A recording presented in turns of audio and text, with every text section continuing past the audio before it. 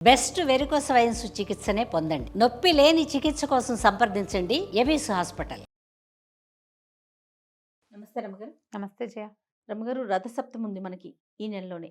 మాఘశుద్ధ సప్తమి. ఎస్. మరి సప్తమి రోజు, రథసప్తమి రోజు ఏం చేయాలి? రథసప్తమి రోజున సూర్యారాధన చేయాలి. సప్తమి తిథి సూర్యుని సంబంధమైన తిథి. మరి ఆయన జన్మతిథి అని కూడా చెప్తారు కాబోలు. సూర్యుడు ఏమిటి మనకి ఆరాధ్య దైవం, అంతే, ప్రత్యక్ష నారాయణుడు కదా. అసలు ఈ మాఘమాసమే సూర్యారాధనకి సరిపడా మాసం. సప్తమి తిథి చాలా విశేషమైనది. ఆదివారము సప్తమి వస్తే ఇంకా మంచిదట, ఇంకా మంచిది. ఈ రోజున రథసప్తమి రోజున తెల్లవారుజామున నక్షత్ర మండలం రథాకారంలో కనపడుతుందట మనకి. నక్షత్ర మండలంలో రథాకారంలో కనిపిస్తుంది. అందుకనే ఈ విశేషం చెప్తారు. దీనికి ముందుకు కోసమనే మనం కనుమనాడు రథముగ్గు అని చెప్తారు అని అంటారని అదొక ప్రశస్తి, అది చెప్తారు. ఈ రథసప్తమి ఏంటంటే గ్రహణంతో సమానమైన పుణ్యతిథిగా చెప్తారట. గ్రహణం చాలా పుణ్య సమయాలు కదా, గ్రహణ సమయం చాలా విశేషమైంది. ఆ సమయంలో చేసేటువంటి స్నాన దాన జప తపాదులు విశేషమైన ఫలితాన్ని ఇస్తాయి. గ్రహణకాలం పుణ్యకాలం కదా, అలాగే ఈ రథసప్తమి కూడా అలాంటి పుణ్యతిథి. ఓకే. ఈ రోజున చేసేటువంటి స్నానము, దానము, జప తపాదులు, తర్వాత తర్పణం కూడా పెద్దవారికి ఇచ్చేది, అది కూడా విశేషమైన ఫలితాన్ని ఇస్తుంది. సూర్యుడికి అర్ఘ్యం ఇవ్వటం మనం మాఘమాసం అంతా చేసుకోవచ్చు అట్లా. సూర్యుడికి అర్ఘ్యం ఈ రోజున ఏం చేస్తాం మనము, అందరిళ్లలో చేసేదే రథసప్తమి నాడు పాలు పొంగించుకుంటాం. అంతే. సూర్యుడికి పాలు పొంగితే ఇష్టం. ఆ పొంగిన పాలలో వండిన పాయసం ఆయనకు ప్రీతి, తీయని పదార్థం. అందుకని ఏం చేస్తాము, చక్కగా కాస్త సూర్యకిరణాలు పడే చోట చేస్తే మరీ విశేషమైన ఫలితం అంట. అది పాయసం చేయటం, పాలు పొంగించి కొత్త కుండలో పెట్టచ్చు, ఇత్తడి గిన్నెలో పెట్టచ్చు. పొయ్యి మీద పెడితే మంచిది, స్టవ్ మీదే కాకుండా. అది పిడకల దాలైతే ఇంకా మంచిది.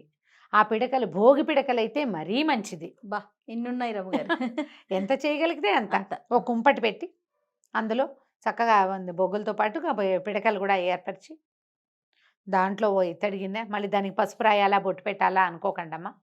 పసుపులు అవి కొన్ని ప్రాంతాల్లో రాసుకుంటారు, అదంతా మాడుతుంది గిన్నె.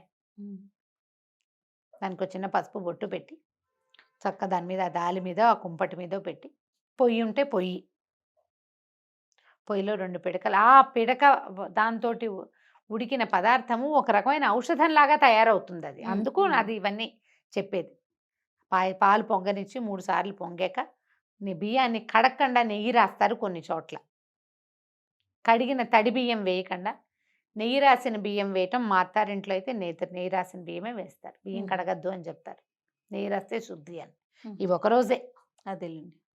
అది కూడా సూర్యుని ముందు చేస్తారు, చేస్తే ఇంకా విశేషం అనమాట. సూర్యకిరణాలు పడుతుంటే విశేషం. పొద్దున్నే సూర్యోదయం అవ్వగానే అంతకుముందే స్నానం చేసేసి ఉండాలి మనం. పోయి వెలిగించుకోవటం, సూర్యనారాయణమూర్తికి దండం పెట్టడం, పాయసం చేయటం, 3 గుప్పెళ్ళ బియ్యం వేసి, చిన్నపిల్లలుంటే పిల్లలతోటి కూడా తలా ఒక చిటికెడు వేస్తారు. మడిగా చేసే ఇళ్లలో పిల్లలతోటి వేయించరు, పెద్దవాళ్లే చేస్తారు. ఆ పాయసం చక్కగా ఉడికాక బెల్లం వేసి, ఇంకా అందులో జీడిపప్పులు అవి ఇవి ఏమీ వేయరు, నెయ్యి వేసి నివేదన చేస్తారు అంతే. ఇప్పుడు ఏం చేస్తాం, దీనికి సూర్యుడి ఆరాధనకి ముందు మనం ఈరోజు స్నానం చేసేటప్పుడు చిక్కుడాకులు, రేగాకులు తల మీద శరీరం మీద పెట్టుకుని స్నానం చేస్తారు. రేక్కాయ అయినా పెట్టుకుంటారు. ఇవి 2 మనని సూర్యుడితోటి అనుసంధానం చేసేటువంటి శక్తి ఉన్నవి.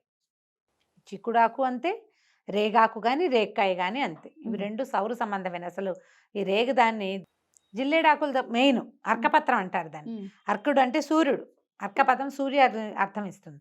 ఒకవేళ జిల్లేడాకులు దొరకలేదనుకోండి, చిక్కుడాకులైనా పెట్టుకుంటాం మనం. జిల్లేడాకులు దొరకద్దు సిటీలో. అవును. చిక్కుడు పాదులు అయితే మనం కుండీలో వేసుకున్నా వస్తాయి. జిల్లేడు మొక్కలు దొరకవు కదా. జిల్లేడు, చిక్కుడు, రేగు ఈ 3 పనికొస్తాయి. జిల్లేడు చాలా ప్రశస్తమైనది, చాలా విశేషమైనది. అది సూర్యుడితోటి డైరెక్ట్గా సంబంధం ఉన్న ఆకు అని చెప్తారు. దాని పేరే అర్క. అర్కడంటే సూర్యుడు కదా. అయితే ఈ 3 ఆకుల్లో ఏ ఆకు లభిస్తే ఆకు ఒంటి మీద పెట్టుకుని స్నానం చేయటం, ఉదయమే సూర్యుడికి అర్ఘ్యం ఇవ్వటం, రాగి పాత్రలో సూర్యుడికి అర్ఘ్యం ఇస్తే విశేషమైన ఫలితం లభిస్తుందట. రాగి పాత్ర నిండా నీళ్ళు పెట్టడం, సూర్యుడికి చూపించి నీళ్ళు వదిలిపెట్టుకోవటం. అప్పుడు ఈ పాలు పొంగించి ఈ పాయసాన్ని నివేదన చేయటం, ప్రత్యక్ష నారాయణుడికి నివేదన చేస్తూ ఆయన్ని మన ఇంట్లో ఒక రథం చేసి దాని మీదకి ఆహ్వానిస్తాం. ఏం చేస్తాము, చిక్కుడుకాయలకి పుల్లలు గుచ్చి రథం 7 కాయలతోటి రథం ఆకారంలో చేసుకుంటాం. చిక్కుడుకాయల రథం. మా ఫ్రెండ్స్ ఎంతమంది ఫోటోలు పెడుతుంటారో నేను చిక్కుడుకాయల రథం చేశాను అని. రథం రాని వాళ్ళు ఏం చేస్తాము, నా 2 కాయలకి అటు ఇటు పుల్లలు గుచ్చితే ఇట్లా నుంచుంటాయి కదా, ఇట్లాంటివి జోళ్ళు చేసుకుని ఒకదాని మీద ఒకటి పెట్టి ఇట్లా 7 వచ్చేటట్టు పెట్టుకోవటం. సప్తాశ్వరథం ఆరూఢం ప్రచండం కశ్యపాత్మజం అని చెప్తారు. సప్తాశ్వరథం ఆరూఢుడు ఈయన 7 గుర్రాల జోదు. ఆయన పొద్దునే ఎట్లా వస్తాడు, బంగారు రథం, దానికి ఒకటే చక్రం ఉంటుందట. చక్రమే, ఒక చక్రమే ఉంటుందంటారు. దానికి కాళ్ళు లేని అనూరుడేమో సారథిగా ఉంటాడు. 7 గుర్రాలని కట్టుకుని వస్తాడు. గుర్రాల పేర్లు కూడా చెప్తారు. చక్కగా చేయటము. తర్వాత ఆ చిక్కుడాకుల్లో పాయసాన్ని పెట్టి స్వామికి సూర్యనారాయణమూర్తికి నివేదన చేయటం. వస్తే ఆదిత్య హృదయం చదువుకోండి. సూర్యమండల స్తోత్రం ఒకటి ఉంది, సూర్యమండల అష్టకం ఒకటి ఉంది. ఏవి కుదిరితే అది. సూర్యారాధనలో ఎన్ని రకాల స్తోత్రాలు ఉన్నాయి మనకి. అదేదో శ్రీ సూర్యనారాయణ అని ఒక పాట కూడా ఉండేది. ఎన్ని రకాల రంగులో ఉంటాయి. సూర్యరశ్మి మనకి తెల్లగా కనపడుతుంది కానీ అది 7 రంగుల ఏమన్నంటే సమాగమం అనమాట. ఇంద్ర సమాహారం. అది పూర్తిగా ఇంద్రధనుసులో ఏ 7 రంగులు ఉంటాయో అవి కూడా సూర్యరశ్మిలో ఉంటాయి. 7 రంగులు ఉంటాయి. మన ఇంద్రధనుసు అలాగే కదా మనకు కనపడుతుంది. ఏదో పరావర్తనం చెందినప్పుడు మనకు తెలియాలి క్లియర్గా, లేనప్పుడు అది మనకి తెల్లగా కనిపిస్తుంది. ఈ పొద్దున్నే చేస్తే ఏంటంటే మనం సూర్యుడిని కొంచెం నేరుగా చూడగలుగుతాం. ఆ సూర్యుడిని నేరుగా చూస్తూ ఆ ప్రసాదాన్ని స్వీకరిస్తే అమృతాన్ని స్వీకరించినంత ఫలితం లభిస్తుందంటారు. ఆ ఒకరోజు కదా అమృతమైనా మనకు చాలు. ప్రతి రథసప్తమికి ఇదే చెప్తాం, ఇలాగే చేసుకుంటాం అంతే.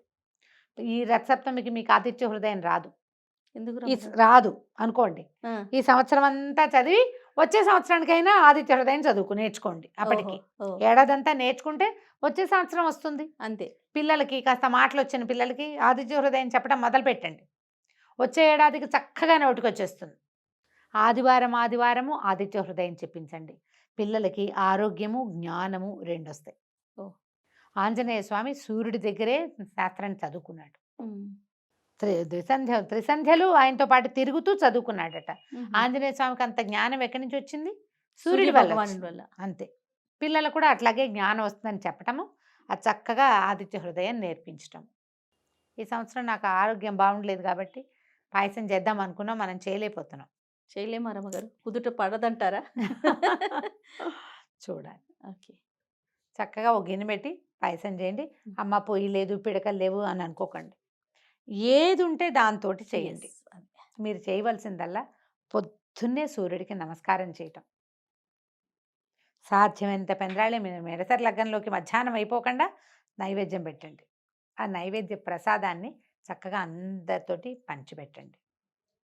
పిల్లలకి ఒక్క సూర్య సంబంధమైన శ్లోకమైన నేర్పించండి. భాస్కర శతకం అవి కూడా కనపడతాయి కానీ అవి ఏవో రకరకాలు ఉంటాయి. ప్రధానంగా మనకి ఆదిత్య హృదయమే చాలా మంచిది, విశేషమైన ఫలితాన్ని ఇస్తుంది.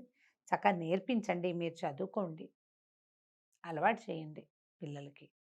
ఇలా రథసప్తమి పర్వదినాన్ని చక్కగా జరుపుకోండి. ఇవాళ చేసిన దానం కూడా మంచి ఫలితం లభిస్తుందట. కాబట్టి అవకాశాన్ని బట్టి దాన ప్రక్రియ కూడా ఏదైనా చేయండి. తప్పకుండా. నమస్తే. నమస్తే.